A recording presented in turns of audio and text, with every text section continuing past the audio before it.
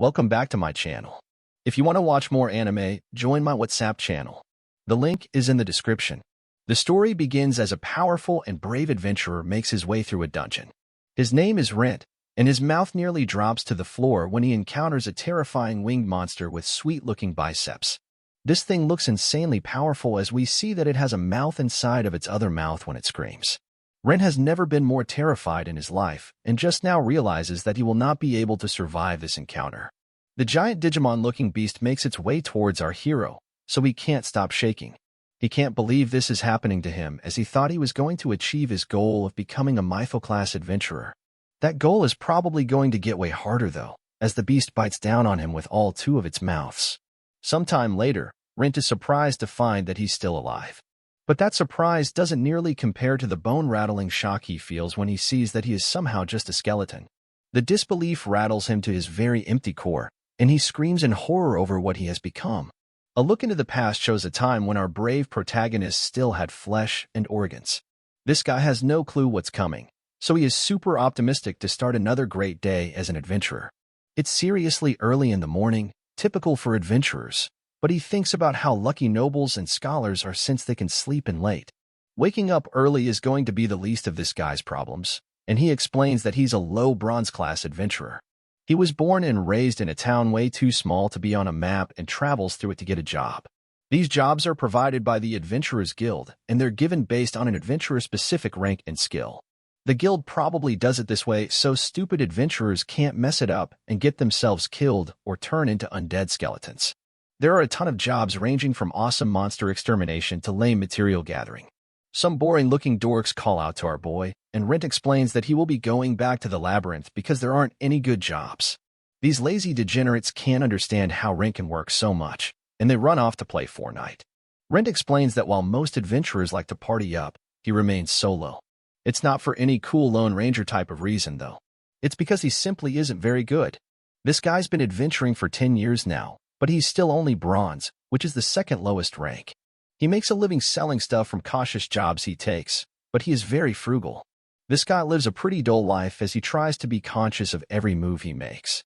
Well, he really screws that up, though, as he watches this guy walk right into the labyrinth that's going to change him forever. In this dungeon that has been thoroughly explored and completely deserted, Rent is shocked to find a secret passageway. This is an amazing discovery as he is likely the first person to find it. So the dummy throws caution to the wind and begins exploring it. As he walks through the area, it becomes certain that it's unexplored. He hopes to find some valuable magical weapons. Rent becomes excited as he realizes that he can even make a small fortune by simply reporting this news to the guild. At this point, Rent is too dumb to notice all the obvious signs that this place is super dangerous, and he finds himself in the room where he meets his demise. We watch again as he comes face to face with the thing he calls a dragon, and he explains that it's the greatest of all monsters. According to legend, dragons take many forms, and some are considerably larger than most standard dragons. That is certainly the case for this dragon as it seems to have just evolved into its final form. The sheer pressure exerted from this terrifying beast is enough to freeze our boy Rent. He instantly realizes that he doesn't stand a chance against Dragon Man. Back to the present, Rent wonders how he is still alive after being devoured. The shocking reality hits him, and he begins to wonder if he's even actually alive since he's very much just a skeleton. What he is an immortal monster known as an undead. Sure, that sounds cool, but a bishop or priest could easily destroy him with their purification magic since the undead are not meant for this world. Rent is doing a lot of thinking for a guy that doesn't have a brain, and he begins to wonder if he's actually dead. He is still conscious and has his memories, so he must be alive to some extent. Unable to answer all these existential questions, Rent decides to size ahead back to town but quickly realizes that doing so will only get him in trouble. He will be captured and probably executed. Rent doesn't want to die just yet, but he confuses himself when he starts questioning his existence again. Rent finally decides to just ignore all his problems and get out of this room as soon as possible. As he exits, Rent explains the mysteries of the labyrinths. No one really knows where they come from or how they work. There are many all around the world, and tons of valuable treasures can be found inside them. However, monsters lurk around every corner. Everyone is busy at some new labyrinth right now, but solo adventurers should be coming to this dungeon in a few days.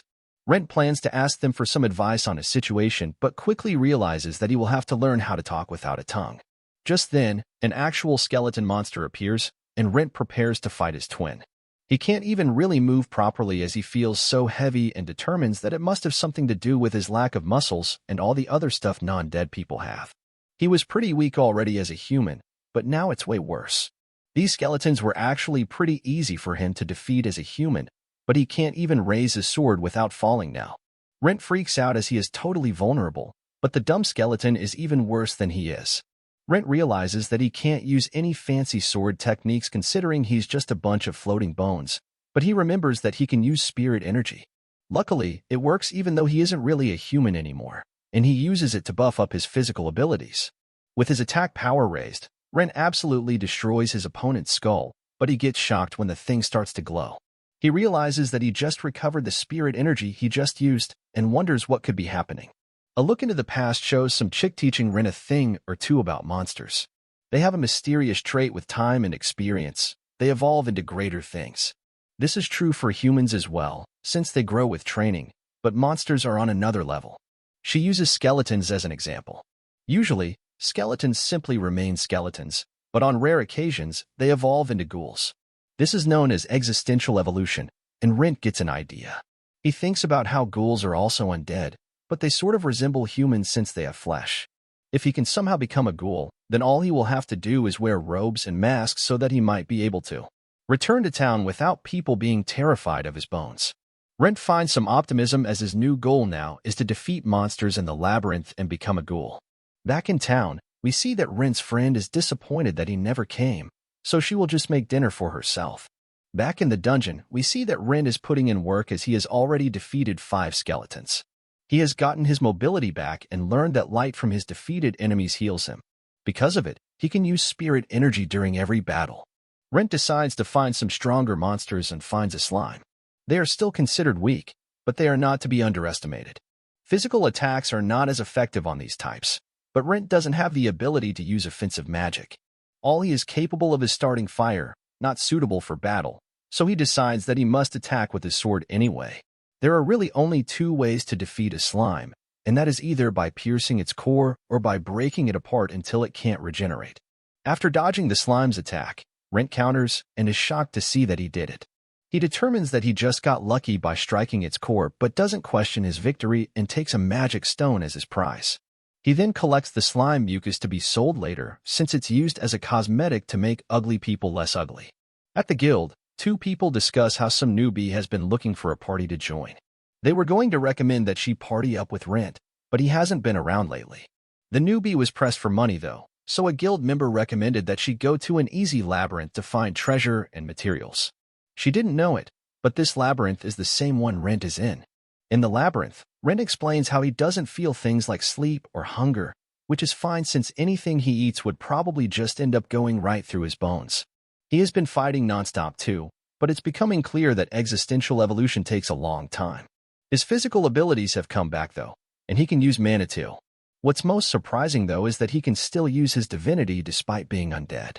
In addition to curing injuries and illnesses, divinity can purify water and delay the spoiling of food.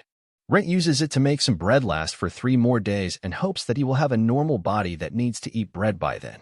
For now though, he refocuses on his goal and thinks about how many monsters he can take on at once. He is a pretty conservative guy, so he decides that if he encounters more than 4 monsters, he will run. He shouldn't encounter more than 5 in this low-level labyrinth, but if he does, Rent determines that it would be the end of him. Rent then gets really down on himself for being weak even after being an adventurer for 10 years, and he's been training for 20 years. He has spirit energy, mana, and divinity. Even the highest-ranked adventurers rarely have all 3, but Rent wishes he could have just one strong power. Usually, people like him who are not cut out to be an adventurer quit. However, Rent trained every single day without fail to try to make it work. He even had one girl teach him about monsters and magic. He has continued trying in order to achieve his goal of becoming a mytho-class adventurer. It's the highest rank, and not even naturally gifted people reach it easily. At this rank, you will find those that have saved entire nations. Rent is determined to become one, and not even being turned into a skeleton will stop him. Rent starts taking out more skeletons and wonders if he's getting stronger than when he was a human.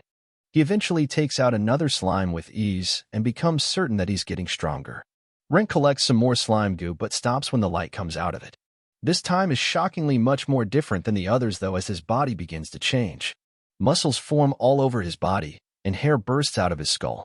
Hair, skin, and eyes follow soon after, and when the process is done, he's finally able to make some growling noises. Rent has successfully evolved into a ghoul. He is really just a creepy dried-out corpse, but he's just glad to finally have flesh again. This is a major step in the right direction. Most importantly, though, if he keeps working hard, Rent thinks he might be able to become an even higher-ranking undead, possibly even a vampire. With now having flesh, Rent gives his voice a try, but all that comes out is a roar. He is glad just to be able to make noise and gives it another try. He manages to say hello and good morning, but he sounds like a terrifying zombie more than anything and determines that it will need some practice. Thanks for watching my recap. If you want to support my channel for free, join my WhatsApp channel.